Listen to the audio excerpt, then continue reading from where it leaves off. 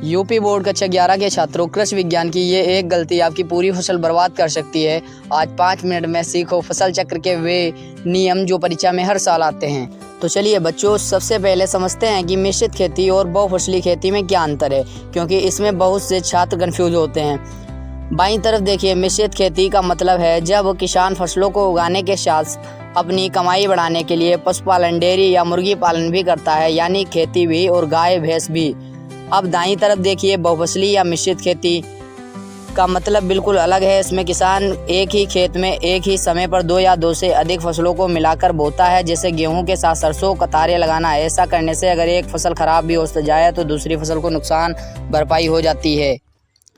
अब बच्चों, बात करते हैं परीक्षा के सबसे ज़रूरी टॉपिक की, वर्षों के आधार पर फसल चक्र के प्रकार। इसे याद करने की एक बहुत सी आसान ट्रिक है, बस ध्यान से स्क्रीन पर देखो।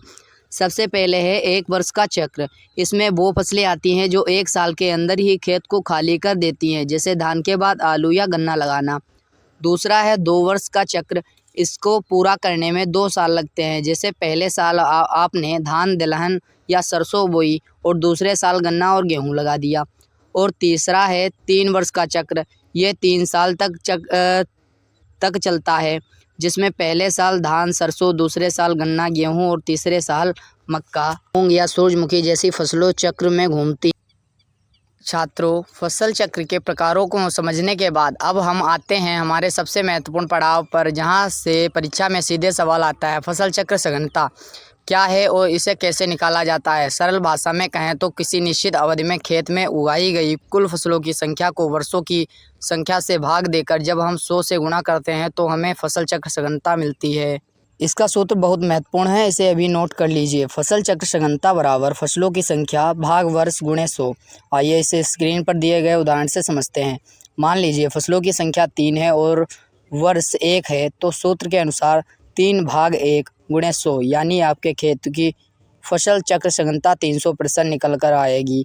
इसका मुख्य महत्व यह है कि इससे मृदा में जैविक पदार्थ की मात्रा बढ़ती है, पोषक तत्वों का संतुलन बना रहता है और हमारी खेती टिकाऊ बनी रहती है। एक सीक्रेट बात हमेशा याद रखना बच्चों, जब भी परीक्षा में फसल चक्र के वर्ष गिनने को आए तो प्रति यानी खाली खेत का समय तो गिना जाता है, लेकिन हरी खाद उगाने का समय कभी नहीं जोड़ा जाता। अब आते हैं आज के दूसरे समय महत्वपूर्ण टॉपिक पर, राइजोबियम कल्चर, बैक्टीरिया और नाइट्रोजन का संबंध।